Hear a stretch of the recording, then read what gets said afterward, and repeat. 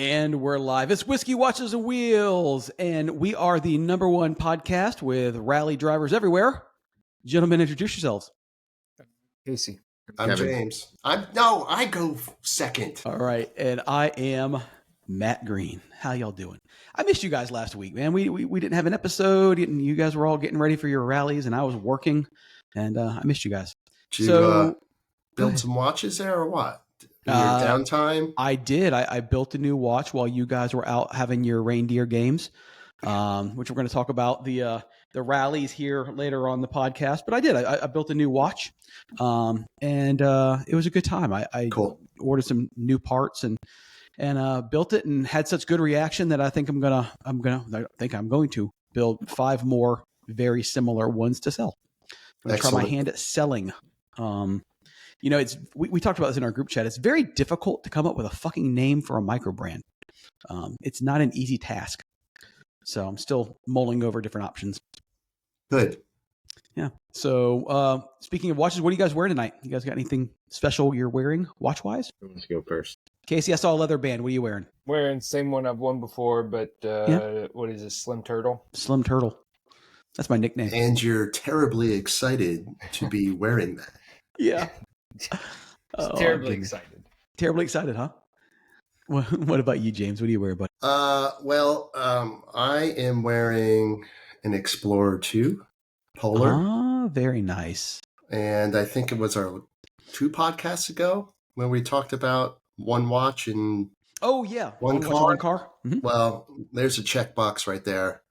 So this is Explorer 2 16570 from 2000, 40 millimeter case, caliber 3185. Yeah. With Can we get a story? Because I know there's a story behind it. Did you just get it? I did. So when we did that podcast, I thought about, well, maybe I should try to track down this watch and reach out to our boy Josh to see if he had any. He happened to have 3 of them, so I was able to figure. pick. Just 3 laying around. So I've talked to a couple other people, and Josh did me well, and so I grabbed this from him, and I've been wearing it ever since. So it's money well quite spent. beautiful. You'll never, although I'm not the biggest Rolex fan, you will never lose money buying Rolex. I don't know if it's about that. It's just that it's something that I've been wanting for a number of years. And so I finally pulled the trigger, and I'm happy, really happy. So thank you, Josh. Yeah, I agree with you. It's not about the money aspect, but it is nice knowing that you're able to wear something that you've always wanted.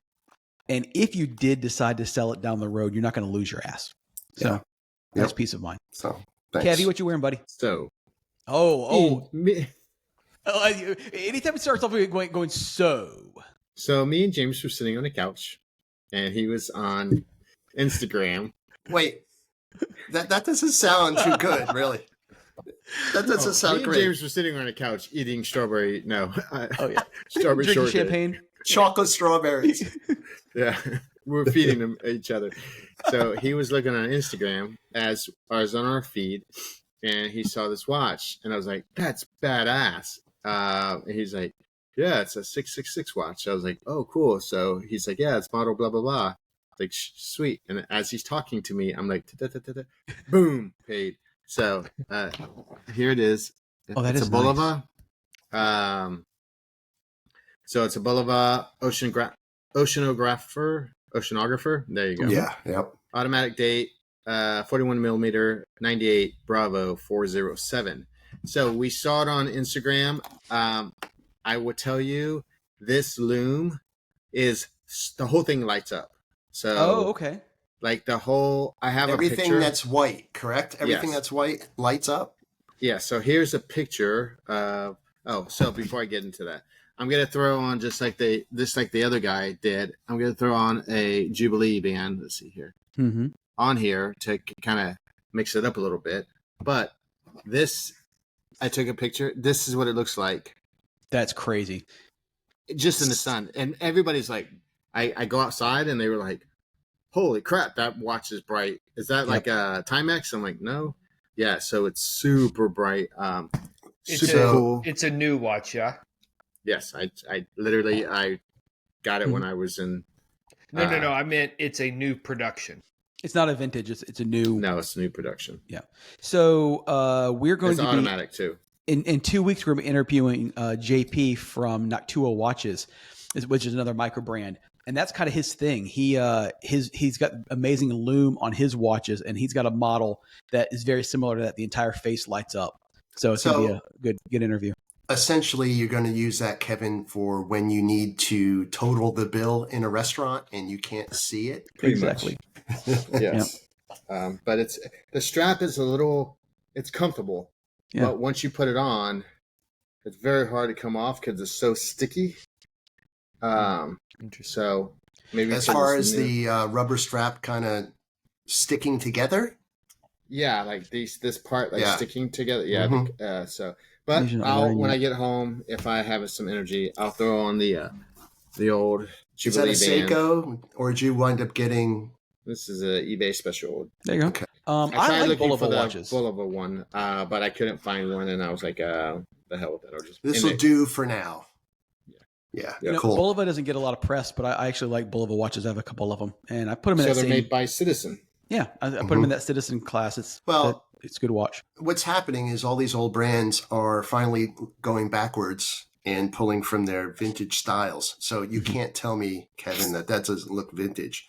It almost looks like a sushi roll. A sushi? Yeah. Correct. Because it has the little dots that are raised up. Yeah. 100%. It's automatic, and I got it on sale. It was like $1,500, brand new, and I got it on sale for $400 with the eBay coupon, like $460 something. That's amazing. Wild. Yeah, that's amazing. It's got a place called Half Off Watches, and then they also had a brand new box, everything. So maybe it was old stock, but it showed up. Yeah, and it's a GMT, awesome. And it says 666 feet. So yeah, nice. Love it. It needs to be a bullhead, is what you're saying? Yeah. Sure. All right. So, and I am wearing a built watch, one that I made. Hey, so I'm going to share some photos here. So we talked about on the podcast where I wanted to build a bronze watch, and so that's what I did. Got a bronze case, and then I customized it. This is an Alpinist dial. Olive green, and then I went through and I took the stock rotor. So this is running a Seiko NH35 movement. I took the stock rotor off and put on a custom gold rotor, and then I put on a leather butterfly bracelet. I love that. Yeah. So that looks awesome. It's a good looking watch. I like it a lot. I spent. Yeah, you did a really good job. Took me about 4 hours on this one, but it was a good time. So that's what I did on Sunday or on Saturday afternoon while you were doing first picture. First picture. It's a big crown. Yeah, and it's actually not a huge watch. It's 39 millimeter, so it's not. It's really more of a pilot feel, and I like it. It's just I get so many compliments on it. A lot of people hit me up on Instagram liking them, so I've decided I've ordered all the parts. I'm going to build 5 more watches identical to this. The only exception is that I really wanted to build watches that didn't reuse any like pre-existing parts. As far as on the market. And since this was an Alpinist dial, I didn't want to do that. So I found another green dial that has not been used on any main brand, but it's the same aesthetics with the green and is usually almost a brownish for the indices. With the compass markings on it as well? Yep.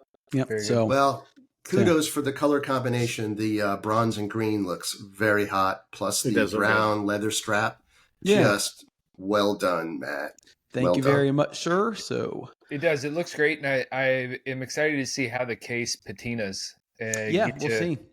Get you some greenish tinge on there and see how that looks. Yeah, so I've decided I'm going to using the term micro brands. Kind of, I'm not starting my own business yet, but I'm going to build these 5 watches and sell them and see how things go. But it is, I do want to come up with a name and a logo to put on the dial just because there's a lot of negative space there. So coming up with all of that has been daunting because you only got one shot at it. and you want to Excellent. make sure it's the right decision. Well, So- fortunately, though, you don't have just one shot at it because this is not like a new business yet. It's True. just Matt building watches. So this is true. you can experiment a little bit. There's the name, Matt Absolutely. Building Watches. Matt building watches. Yeah, yeah. Well, it looks like we have our first giveaway. Oh, yeah. No, after I mean, the tariffs. You know, when you're buying parts for one watch, and you see a line item of like, I don't know, $30 in there or whatever for a tariff, you're like, okay, whatever. When you buy parts for 5 watches, and all of a sudden you see a tariff line of almost $300 just to hit tariff fees, you're like, oh, that's a stinger. Yeah. So, just to let you know, as long as you keep it under $800, it's $100 flat. Well, then I got screwed because I don't want to disclose what, but the parts alone were under $800 initially. So, Yeah, you got screwed. So, And why don't you just leave it as a Seiko? because and it's fine. Or just do mods. Like There's so many people and doing there's mods. nothing wrong. I know there's so many people doing mods, and there's nothing wrong with the mods. I think it's a cool thing. I just, for whatever reason, I just wanted it to be my own, like my own thing, my I can own get that. creation. I would probably want to do that too. You know, I just wanted to be something that I produced, and honestly, if I had, my ultimate goal, again, this is a goal. Nothing's going to happen now, or maybe not even in the next year, but I would love to get to a point to where I am actually making my own dials, and then at some point even CNC in my own cases, whether it means subbing that out or whatever. But I would love to get to the point where I'm let's get literally, you a big Haas 5-axis machine. Let's go. I don't need that. But you can outsource some of that. But I would love to be able to design and create my own cases and my own dials. That would be the ultimate goal for me. I love it. I think it's super cool. I'm interested in doing it as well. And you had the balls to do it beforehand and before I did. And I think that's really cool. I'll tell you, it is fun, man. When you're sitting there, like I sit here at the same desk on a Saturday afternoon with some headphones in, and I got my big goggles on, and you're just it's very relaxing. So It's cool. Yeah. I have no desire. And there's nothing wrong with that. Everyone's got to have something. But I've always been very artistic, even as a kid, man. Like I love photography. I've always done photography when I have time. I love artistic stuff, so it's I dig this. Here's a question for you. So when you were younger, did you build models? Did you do anything like that? Okay. I did. I did not Legos. I built old school models. Like, that's what my mom would sign me up for this model kit where like every month a new model would just show up in the mail, and I could never wait. Nice. It was great. So I did all that as a kid. So I just love being creative. That's cool. Yeah, I did like RC cars, and then as I grew up a little bit, did speakers and made my own crossovers and stuff off schematics, and so I can completely relate to wanting to play basically Tinker Toys with a watch. I love it. Yeah. That's why I love this podcast. Even the editing aspect of the podcast and creating all that and putting that up on YouTube and everything, I actually enjoy that process. I like it. It's just something that I just like creating things. I also get the relaxing part when you get deep dive in something like that, then all the other stuff just falls away and you're just completely focused. So, well, and it's how I feel. And Kevin, you're probably the same. I know Matt and James, y'all don't do this as much, but like working on my car is oftentimes that sort of release for me. An outlet. Getting to use my hands, because Matt is, we're all kind of salespeople, but I never get to touch anything, right? All day long, I'm sitting in the OR just running my freaking mouth. And like, I never get to touch anything. And so coming home, except yourself. Well, and how often does that happen? But like coming in the home car and getting to work on the car, or the yard or whatever, but actually getting to use my hands and do something that has like a end result that I did is very important. Yeah, cool. So do we need a segment? You guys, I am sorry if I'm yawning. I'm probably going to yawn a lot. Very tired. It's okay. But I will try to hold it in.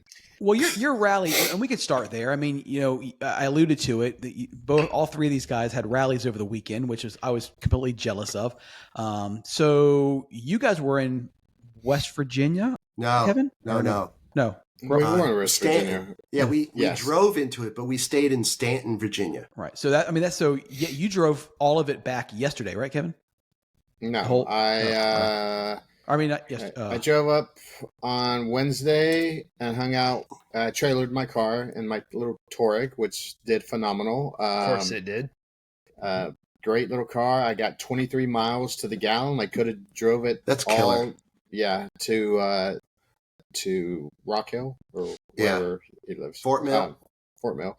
So I drove over to there and hung out. And then I got up in the morning, went over to Sonderworks, unloaded it, and then we left I think Dave at Sonderworks provided pizza for us. All the guys showed up. They had their cars, I guess, trailered there. So we showed up, and then we drove 4 hours, James? Yeah, 4 hours. Yep. 4 hours, 4.5 hours. We got in at about 6 o'clock, started drinking.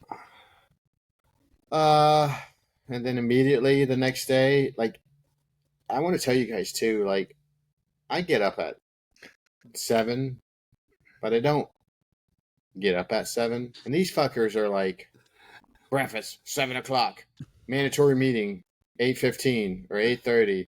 And it's like, I had to get up every day at 6 o'clock. Oh, yeah. It got to the point where I was like, fuck this. Well, I took a shower at night anyways, just because of the smell of like the exhaust and everything. And like 7 o'clock, James is like, "You downstairs?" I'm like, yeah. And I don't eat breakfast. Did you all go Fort Mill just up 74, then 81? Yeah. 77 to 81. Yep. 77. What a boring ass drive. Yeah. 81's terrible, isn't it? Oh gosh. Oh God. Yeah, so- you all hit it Withville all the way up. I mean, that's a whole stretch of ass. Yeah. And that's I drive that all the time, so I know. I mean, it's no different than intimately. 75 or I-4 for me and Matt. So Yeah, I mean, they all suck. Yeah. They all suck. Look, we all know that Virginia's a police state, so we were keeping it, fairly reasonable. What was great though is, so we all had ways, of course, so we were able to skirt through a few things.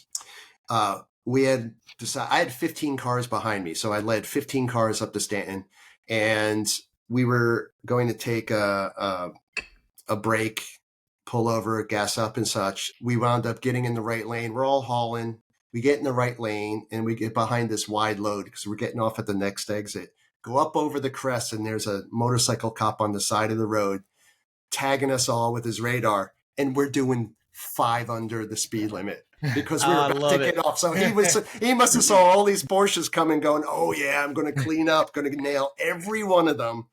And we were doing under the speed limit. So yeah, he was not on Waze app neither. So no, I didn't see it. Nope. Was that probably through Roanoke area? No, Yeah, we were, I think I think we were north of Roanoke by then.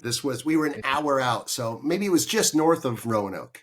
Yeah. Yeah, that makes sense, right? Because where the truck stops are? Yeah. Yes. Sure. Well, I'm just telling you, I know 81 like the back of my hand, but that's where there's a lot of motorcycle cops specifically that sit on that road.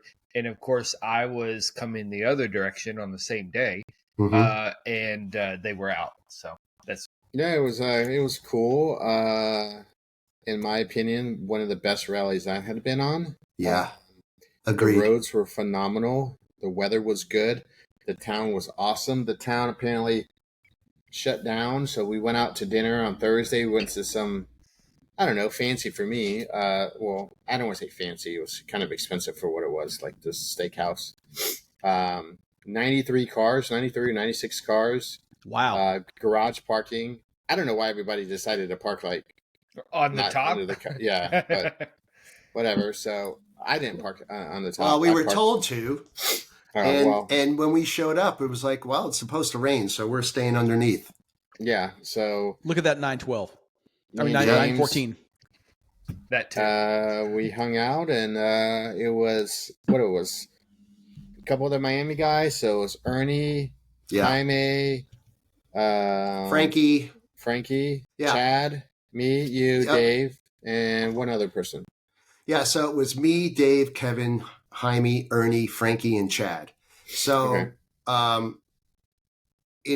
since Kevin got his car, he's been part of our group. And then Frankie has been part of our group for the last few. But typically this would be the Target Carolina run group. So we'll probably wind up doing the same thing there. But it wound up being a little bit smaller than most of the other groups, which was great because we've all driven with each other over the years. So it's just kind of a natural thing. How large were your run groups? 10 to 12. Yeah. Ooh. Yeah. So we were kind of small. And What was y'all's? 8. 1, 2, 3, 4, 5, Yeah. 6, 7. Yeah.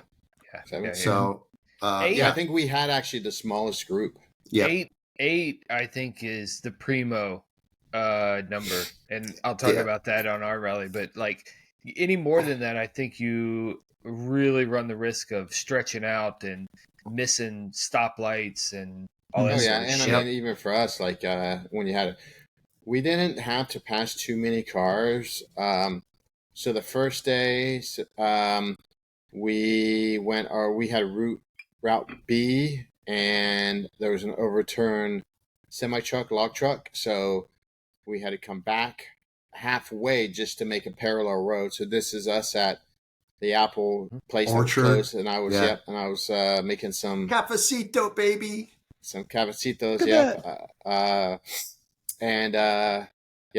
We stopped there and drank some, and that was actually pretty cool. It was fun. So it's that's funny our run because group. Pretty small. yes, my wife was telling me, "Look at you, you're smiling at every." I don't smile at all, as you guys know, and keep on going through Is pictures. that what that is? Is that what that is? Is that a smile? I saw some teeth. Yeah. So There's there's some more. Yeah, Ernie's car, Chad's car. Chad had a 993 that he had just picked up, I think, last year. So, and then this was kind of a break in Monterey. Do you know where that is, Casey? I don't. Okay, so this is where we stopped. And then, as Kevin was saying, we essentially got 3/4 of the way through our morning trip before we had to turn around since that logging truck flipped over and closed the road. So, and it didn't matter. We were having such a great time. The weather was perfect. We just went ripping, and it didn't matter. We were the first ones back. That's to me the taking hotel. a piss in the back there. So we were the first ones back to the hotel, which may have been a mistake since we started that was fucking awesome because drinking a little early. Yes. I don't think I've drank that much in a very long time. We went to some seafood restaurant that was kind of a little high class, I guess. And you got any more pictures? No, James? that's all I have. That's all I have. Kind of. So there's pictures of a lot of the guys in Miami. They took pictures, and I'm like, hey, like smiling and joking and sticking my legs That's out, true. and like people flicking off. And Aaron's like, "Wow, you had a good time." I'm like, "Yeah, I did. I had a great time." Like. Oh yeah, which is quite unusual because every rally that I've done with Kevin, I'm like, "Are you having a good time?" He's like, "Oh yeah, this is great. Yeah, I'm having a good time." of my life. Yeah. So the thing that they did different, which was pretty cool, is we had a watch bourbon event that was on Friday. Night? Friday. Yeah, Friday night. So guys could bring their watches and show and tell. And Nate, one of our compadres, was there, and he actually works for Omega. He's like, oh wow, one of the lead guys for the whole United US States. rep. Yeah, US rep for Omega. we need to have him on the podcast. Yeah, we can. Yeah, we definitely can. He knows. I mean, he's been doing it for like 19 years or something. Oh, wow. Used to be in That's the Air super Force. cool. Yep. And, Super nice guy. Super nice. chill. He was showing us watches, and then other guys, and then Charles had watches for sale and bands and watch rolls, and then other guys brought their own watches, and then people were drinking bourbon. Hey, taste this, and Taste this and then fall down. yeah, we could have actually just drank, but we had already drank at the bar. I think we were like, we're done, and some of the other guys, they were drinking, but yeah, there was some good bourbon to be drank, I guess. But we were just that's a new word for me. drunk. I don't know. Yeah. I'm To be tired. had. So, Consumed. Consumed, yeah. so be yeah, consumed. I actually bought from a guy, Andrew. His son is 15, and does services on watches at 15 years old. Mm-hmm. Wow. And has a business. He's already done 100. He done over 100 watches last year. That's I think amazing. he's at 50, and he's got his own little business and website, and Good he for does some him. pretty That's fucking complicated. awesome. They have the whole ultrasonic and everything, so He'll actually service awesome. anything. Yeah. So I had dinner with him at Rucklos last year. Okay. I've got Really good kid. I've got a sonar that needs some help. So Yeah. Good kid. He is he's really knowledgeable. I mean, talk about, you just gotta love it when a kid can just grab onto something and just dig in. Yeah. So I did buy I think I was one of the only ones that bought anything other than people from Charles, but I bought a stopwatch. I didn't bring it. I bought a stopwatch, black one, a Hellier vintage, I think from 1970 something. Nice. With the box. Cool. Came home and the guys my work was, what's this $400 for? I'm like, I can't do nothing. I'm like, yeah, I'll pay it back to the company. So, because I just paid the guy PayPal. James, what were your go on about the next? So what, Saturday we ran? Yeah, that was C. Let's see. So Saturday we moved from B to C, and we did that.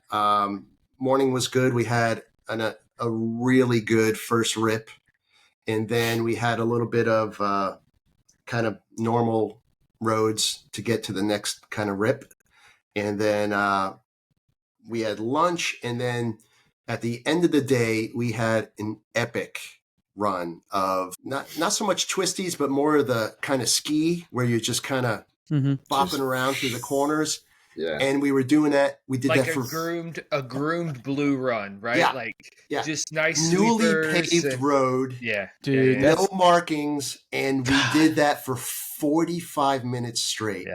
Yeah. those are my favorite kind of roads. Those are what I enjoy. That's what I like. Yeah, is those sweepers. But the thing is we did it for 45 minutes straight without a single car on our side. I mean, we That's passed amazing. cars coming the other way, but 45 minutes. And we pulled over, and everybody, the smiles on everybody's face. It was just insane because the Just bliss. roads, the And roads since there were was great. nobody there, we just used all of the road. Yeah. I mean, just Yeah. I mean, I did. I just the first day I was actually Yellow? What kinda- yellow? Well, there was no You can't touch yellows. some, Oh, you there's can't no touch yellows. the mustard. There was if no it's not mustard there. and no mayo. Right? None of that. So we just drove, and the first day I was kind of Timid? just like got that like adrenaline flowing, because I'm not used to those roads and stuff. And then the second day because I backed out. I was midsection. So, and like I would go and just ride everyone's ass and then kind of back down a little bit. And when I didn't see my guy behind me, I couldn't see him. So then I backed down, and James just rips 100% the whole time, just 100%. That's all he's fucking doing. And I'm like, hey, you fucking assholes on the walkie-talkie, we can't see you. But eventually, like, they're like, yeah, we'll wait for you. They'll catch up. So I only think we had one time where a car got in between us, but I mean, him and James and who was our leader again? Frankie just ripped. I mean, the whole way. So Well, it's a different fun. experience. It's a different. So for those listening that wasn't watching the photos that Jim's putting up, this particular rally, the Ruckus Rally, is an air-cooled rally. So these cars are 50 years old. It's not like the rallies that we do. That's a modern, liquid-cooled, production fast machine. These cars are fast. There's no They're nannies. 50 years old. Right. There's no Unless nannies. There is no traction control. There is no ABS. There's no. It's so it's kind of daunting. On the we blew through one group that was like, there was a couple, like 3, I don't know, maybe 3 touring groups. And we just, I mean, my car's super loud too. And so, whoa, whoa, whoa, whoa, whoa. I mean, and they sped up, and we were like, what the hell are you guys doing? Like speeding up. I mean, we just ripped through, and I'm sure there's like the one group, those guys are pretty, adrenaline, so they get after it. I'm sure they have they're ripping through. So did you all experience any of the kind of shitty traffic that as you just said about the other group speeding up, but like traffic that speeds up as you're trying to pass Yes. them or anything. One guy, Yeah. a truck. We had a panel truck, and he decided that he was driving a Porsche, Yeah. and Yeah. he Hey, he was getting after it though. he was, but also, he was putting himself in a situation that wasn't safe. Yeah. And we also had a pickup truck do the same thing, and he was going over the yellow lines and stuff. And it's just like, why, dude? Why are you doing this? It's okay. We'll sit here for a couple minutes until you move over. It's not a problem. But for you to take a pickup truck or a panel truck, crazy. Yeah, and nobody was on their ass, so we gave them enough room because sometimes people they just ride that person's ass, so they can't pull over real fast. We gave them enough room to get off. We did have a lady that was trying to back out, so we weren't. I mean, we did fly by them, and apparently after us, the guy put his pickup truck in the middle of the road and said, you guys think this is your playground, and we lived here for blah blah blah blah. And the lady, we've heard that before, Kevin. We ran him off. Was the there road. a pitchfork involved? Well, was there a hammer? Okay, so the big change here was we facilitated that. Typically, it's Mike or Todd's group with Sean, and they go ripping through with the loud mufflers or no mufflers at all. And then we have to pick up the pieces afterwards. But this time it was us, so that was pretty funny. But no, it was a great time. Look, our group, we didn't have any mechanicals or issues. So knock on wood, we were super happy. But, number of our friends had mechanicals, including Josh. So that sucks. Liam, our buddy Liam, he blew his motor. So, in his 72 T. Wow. So how about Marvin? Did Marvin have an issue too? Marvin had an issue. Yeah. So there were a lot of mechanicals, no accidents or any offs or anything like that. So we're super lucky there. But, you do everything you can to prepare your car. But like Matt said, old. They're 50 years old. 50-year-old car. Yeah. So, and you're I'm pushing actually going to do a compression check on mine because I was at 5,500 RPM holding it, and I just lost all power. Took it out of gear. Yep, took it out of gear. It didn't come out of gear, just the power went away and then RPMs dropped. Put it back in gear and it went. And I felt like I lost like 20%, 30% of my power. But I don't know. I'm going to do a compression check. I'm going to say it's gas. I'm going to say it was some crazy gas that we stopped because, the choices of gas out in the middle of nowhere, you just kind of grab what you can grab. It's a whole lot of liberty, yeah. Right? We had a whole lot of liberty, and who knows what the fuck that is. Exactly. So everyone was safe. We're happy there. We didn't have any mechanicals. The folks that did have mechanicals, that's super unfortunate. And then we came back on Saturday and had dinner, good dinner. Yep. Then I drove Sunday. What did I do on Sunday? We drove down. You stayed at a hotel up in Mooresville. Yeah, I stayed at a hotel that looked nice. One of those like really nice. They look nice. It was like a country inn and suites. Yeah. And I walk inside and I was like, God, this hotel stinks. It's like not clean. God. But I made do with it. And then me and Dave. Yeah, we had. We stopped at Dave's on Sunday, had a drink, and then we went to dinner.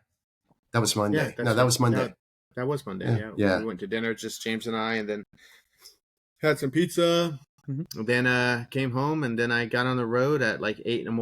I already had my stuff loaded, so I Ubered back and forth, had my stuff loaded, and took off at 8 o'clock in the morning and got. What time did I text you guys? I don't know. It was right around 8 o'clock last night. I mean, it was 8:30, 7:30, 8 o'clock, somewhere around there. Yeah.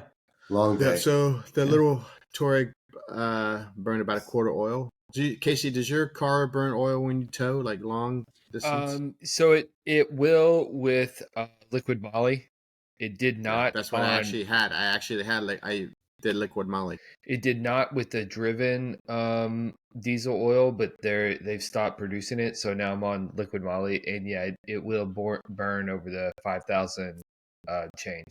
Yeah, and I actually did. I kept it in 7th gear the whole time, so I put it in sport mode. A little higher RPM. Yeah, a little higher, about 2,100, 2,200. But I got 23 miles to the gallon, so that's amazing. That's great, dude. And you're pulling another car. Right. Yeah. You were towing what? Just- 4,000 pounds with a trailer and a No. car? No, almost 26. 5,000? 2,600 on your car, right? Alone. Yeah, and the trailer's So, 2,000 yeah, pounds. yeah, it's crazy. Yeah. So I, in my Macan, I get 16, Yeah. and it's Crazy. just the Macan. Yeah. Yeah. Unreal. Well, that's cool. Casey, so we may have passed on the roads at some point. I was hoping we would, but we didn't. So the rally that I put together is the Flat Six Second Innovation- annual. Second annual. Probably the last dedicated Flat Six only rally. I think that we'll expand it, but anyhow, this was down in Roanoke, about 90 minutes south on 81. A little bit different group. It was a fantastic group, and I want to say that really above and beyond anything else. As you all know, this ends up being more about the people than the actual cars or the driving or anything else. And the guys and the two gals, but the guys that we had were just, they're salt of the earth people, like the people that you really want to spend time with, the people that at the end of the day that you want to have a bourbon with and have dinner with and chat and bullshit and talk about the day with. These are those people. And I'm lucky that those are the people that signed up. Several of them were the same from last year, minus the flip-flop guy. So that was, I'm super thankful that those people came back and gave us another shot. But these are like truly like salt of the earth people and super enjoyable. And so I'll How many total? so there was 7 cars, 7 cars total. And so essentially what you're saying is you're going to expand it and you're going to invite us? We'll see. I don't know. We'll if- see.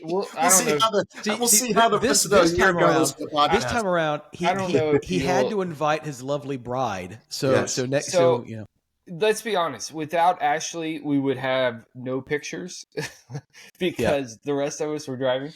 But no, it was a really, really fantastic group. And can I just flip through tabs here and it show? I don't No, no, you can't. Oh no. share this tab instead. Can I share that tab?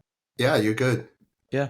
That's the wrong tab to share because that's my White screen. yeah, that's my background light. Okay. So what we're gonna do is try to get back over here. I'm just impressed that Ashley went and drove and had a good time. That made me warm and fuzzy when you told us that. Yeah, I mean, she did a great job. This was the first time I showed this picture, but the first time that she has really driven with a rally, obviously, and this was she'd driven these routes prior because we had to scout them, but she did a great job. She was the caboose and really did a great job. But here, just scroll. We prefer sweeper. Sweeper, that's fine. But she did a fantastic job. Let's see. This picture here is all right. Let's kind of walk through while this picture is sitting here. So Can we you get zoom there- in at all? I don't know. Can I? Yeah. Yeah, you got it. Oh, that's really Oh. close. No, let's not zoom in. But this is so Thursday we get there and kind of do welcome dinner. We had a great time at the bar. You all have been to Hotel Roanoke prior, Oh, yeah. but we're at Hotel Roanoke at kind of the bar, and then we go in for dinner, have a great time, and then you all know, or I've shared last year, I bring a different bottle of bourbon each night to share, discuss, have a good time, talk about driving, bullshit, all that sort of thing. And so we had great bottles of bourbon. Let's see if I can pull up that picture. And this is FSI rally, correct? Right. This is Flat Six Rally. Oh, did that one not come over? Nope, it didn't. I did 2 of them at the same time. It's okay. But great conversation. So then Friday we get up and drive. We're hitting it hard. Get about basically 15 minutes outside of our stopping point for lunch, and there's a down power line. Just like you all experienced the turnover truck, we experienced the down power line. So we had to reroute around, which is really difficult because this is like the only spot on the day that had no cell service. So although I downloaded the Google Maps and I used Rever, downloaded the Rever maps offline, we basically had to figure it out. And it took us about an hour to detour to lunch, which took, that put us behind by at least an hour. Mm-hmm. And this day got pretty long. I think it was a 9.5 total hours of togetherness, which was a long day. And I will say that from the past, we had the same thing, no cell service. We need to start carrying paper maps, James. Yeah, get a fucking Because road atlas. You're screwed. Like, we couldn't even figure out, like, okay, we have the road at Rever, but you can't find out what other roads are there because it's only downloading your route. And I had downloaded Google, right? Because you can make the square the area that you're going to be in, download, and it's supposed to, but it still just acts funky, right? Like if you have like one bar that's coming in and out, like it just acts weird. So anyhow, we made it up to Lewisburg was our stopping point. Shout out to Hills and Holler for lunch. They do fantastic pizza. We had a fantastic lunch. After lunch, we ripped pretty well for like 4 hours. And it was a great time. Come back Friday night. We go to a local joint called Tuco's for tacos and margaritas. Excellent time. This is in Roanoke. We come back to the hotel. There's fucking like that road's beautiful. There on Friday night they had some like sheriff convention, which was weird. But we enjoy some bourbon. We get up on Saturday. We take off. Let's see, where we go. Saturday's route was more what I would call scenic touring driving, but that last picture was from a Saturday drive, and it was great. It was like it had a great mix. We went up 311, which you all may remember, but 311's kind of like outside of Roanoke. It's not Cherahala because it's not sweepy like that, but it's not Tail of the Dragon because it's not as tight. But it's just a wonderful up and down the mountain. Takes probably 45 minutes, and it's just fantastic, right? Killer. Were you familiar with this road before? So Ashley and I drove this route twice. Drove the routes twice so that we would be familiar with where to stop, really, right? Because you got we didn't have a big group, but you got 7 or 8 cars, all people who want to come out and drive and be in the road, but then you got to pee and you need to have that relaxed moment. And so we drove it to make sure, A, that roads were completely paved, and B, that we had points in which we could pull over and chillax for a minute. And I packed my frunk with a cooler so that we could have water. If it wasn't at a gas station, we stopped a couple places that were not gas stations, just like in a nice area. We stopped. I showed the picture at the river, but then we stopped at another point that was kind of like in what's the name of the town? I don't remember the name of the town, but there was nothing in this town, so we just stopped at. Matter of fact, the recycling center and like community like dumpsters were right there. But we stopped there and provided water and like had beef sticks, granola bars, Cheez-Its, those sort of things. That's cool. But really a fantastic time. And again, I emphasize that these, I started this thing just kind of on a whim because I really enjoyed my engine, right? And I figured if I enjoyed this engine, that people were similar to me. And that's really what it did turn out to be, that these are kind of salt of the earth people that you want to spend time with and that you wanted to go driving with. And it was fantastic. Now they all have the same motor that you have? They have the same builder as I had. Not the same motor, but the same builder, yeah. So they're all pretty hardcore people then, because they're getting their motors built and... for the most part? I wouldn't. I would actually no. I mean, some of these people would track their vehicles, but these are also people that bought these cars because they love them and wanted an engine that would last and could perform. Not necessarily that they're ripping to redline every single time out. But people who wanted a quality product and that wanted something that would last. All of them, of course, when we get out on there, rip and have fun. But I think it was a spirited touring pace. That's good. And plus, remember, I had Ashley at the back, Mhm. who has really no experience past a couple of weekends ripping through the mountains.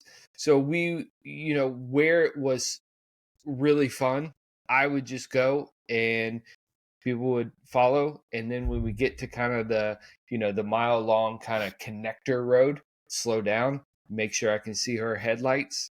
And then we kind of progress on. She had a good time and enjoyed it. She really did. Yeah, no, I'm really proud of her because she has very little experience, but did a great job. There were no mechanicals, no offs, no little things that when you get a big group that you obviously run into just by statistics. Yeah, with multiple run groups yeah, and such. Right, Yeah. right. But like I said, we had what did that picture show? 7 cars, and that is, I tell you, like having never really led a group before. So that's 6 cars. Sorry.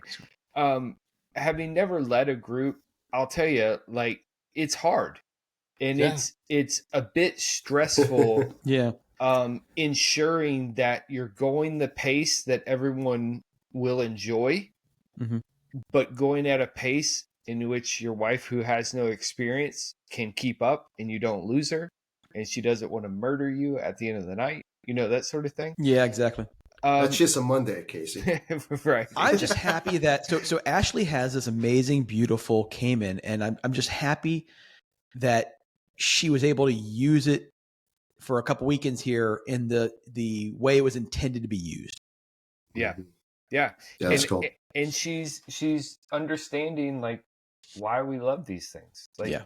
why That's killer. What draws you to a sports car? Well, spending a weekend in the mountains driving, like really driving, that'll tell you why you love a sports car. At a relationship level, that's easier to communicate as far as, wow, I understand what you're doing and I see why you enjoy that. So, there's some commonality there. Yeah. That's pretty cool. And so I go back to this picture. This was on Saturday. We did a distillery tour at Brady's, which is in Roanoke. Brady's is a distillery owned by 3 brothers. It's relatively new. It started, I think he said 2018. But here you can see the still and the kettle behind us.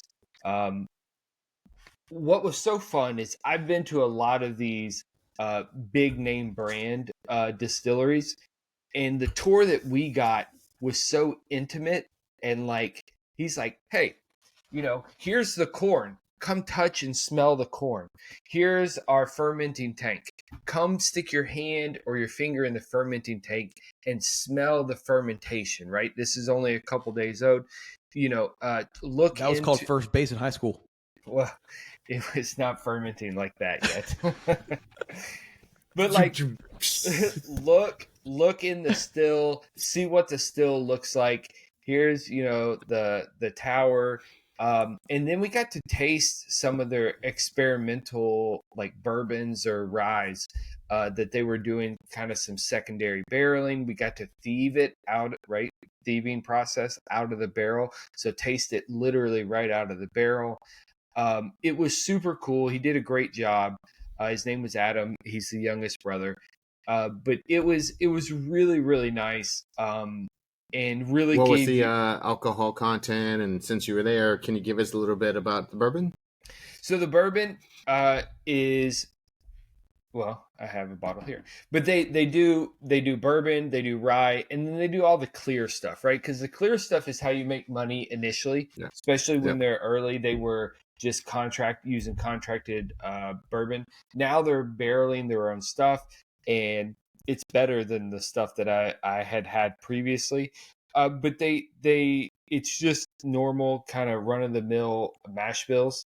But it's all done there in Roanoke with local corn, they use city water. And so they age it on site. So Well, it's we're literally Roanoke bourbon, and that's super cool. we're all your attendees bourbon drinkers as well, so they Yeah. kind of knew that They- this whole thing was a bourbon and driving. I would say that everyone drinks bourbon, but no one had done a tour before. Oh, that's great. No one, when I brought out, like, what my first bourbon I brought out was a Pursuit Double Oaked. Like, no one kind of knew what a double oaked was. They all drink it, but I forget, and you all probably do too, since you drink a lot of bourbons. Like, we know it because we're in it, we love it, but most people just go buy a bottle of bourbon. They're like, this is good. Like, Mhm. That Kevin, Kentucky accent just came out a little bit. Did Yeah. you guys hear it? You guys Yeah. but like Kevin, two of the folks are from Chattanooga, so really their standard is Jack Daniels, right? Mhm. Yeah. So like, it's fun to talk to people that like this sort of juice, but maybe not has experienced some of the different flavor profiles or the different nuances. And so this is a bottle that I bought specifically was whiskey barrel gin. So they made gin, they aged it in a whiskey barrel. It's so freaking good. Like, they don't do like hot, like what do they call London dry gin. It's more botanical and floral, but it's then aged in whiskey, and to me it's like a light whiskey. Like, That's it's cool. super good. But they have several different things. It's a great stop if you're in Roanoke. The people are obviously super friendly, but they had live music. We got cocktails, did the full tasting of everything they offered. Like, it was fantastic. And then, like I said, they let us try some of their experimental stuff in the quote unquote lab. And it was like, basically, it was something similar to ginger root, which it wasn't ginger. It was something else that I'll never remember. Ashley probably knows. And then cinnamon, and they cold pressed that into or with bourbon. It was amazing.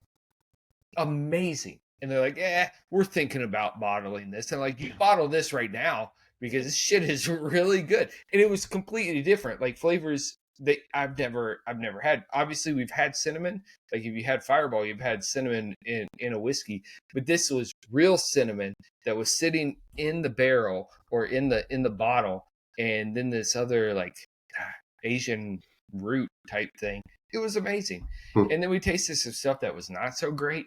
Like, he allowed us to taste like the experiments. He's like, this one is awful, but here, if you want to try it, go for it. Tastes like shit. Try it. Yeah. But I mean, that's cool, right? Because you like, he was The asking, good and the bad. It wasn't smoothed over, is what you're saying. right? Like that right. maple shit we had in Tennessee. Yeah. You can't get over that, Matt, can you? I can't. No, that Can't maple get shit past was. it. Listen, it was all horrible, but that maple shit was god awful horrible. So, Casey, what did you do for swag? I didn't bring it in today, but I did. So I wanted to try to give something that someone could potentially use, not that I'm against like a box, and I'll probably use a box at some point for sure, because there's only so many useful bags out there. But I did one of those cross chest, like concealed carry bags. Like, yeah, like a what I- sling. Yeah, Like a kind of sling like bag. sling that you could For use your weed or for your gun? You Both. could use it Oh, for okay. either. But I did a concealed carry bag. I did 2 rocks glasses. I did a old fashioned kit in which I did the single airline bottle, and then bitter milk, which is just your bitters and your simple syrup that you just add to a shot of or 2 shots of liquor. Did little jars of Luxardo cherries and a little juice. Gave them a metal toothpick or stir rod that I use, and then some dried orange. So it's your own little old fashioned kit. And then did a hat, t-shirt, Sticker at all? Did some of our stickers, of course. Very nice. Good man. Did my logo sticker and Asphalt Great. Killer sticker in there. So Killer. Awesome. Yeah. Cool. Alrighty. Well, gentlemen, we're 56 minutes in. Next week, Casey, your boy's coming on next week, right? I think so. Okay. So we have guests the next 2 weeks in a row. The gentleman that created the front axle lift for Casey's car that he has on there, make it for the 997, is going to be on the podcast next week. It was Alex, right? Is his name? Alex, yep. Alex. Does he have other stuff other than 997 or only the 997? I think you can adapt it to whatever you want. Okay. He owns a 997, so that's what he's kind of launched first. Cool. And then the following week, we're going to have JP from Noctua Watches. I believe that's how you pronounce it. He's going to be on the podcast. A really cool guy. Kind of hit us up and listen to the program and wanted to do something. So he's going to come on. He's a micro brand watch builder out of Canada. So yeah. So we got those for the next 2 weeks. That's going to be good stuff. Other than that, you guys got anything else? I will say my B16 fucking suspension was on rails. Loved it. So you like it a lot? Oh my goodness. 100%. Yeah, I'm going to have to do 100%. something about the suspension of my car at some point in time. So it's good to know that you like it. The front sway bar, phenomenal. It felt so good. Yeah. Cool. All right, guys. Well, for those listening, hit us up on Instagram. Hit us up on the website, whiskeywatcheswheels.com. And we will catch y'all next week. Peace out. Bye-bye. Bye.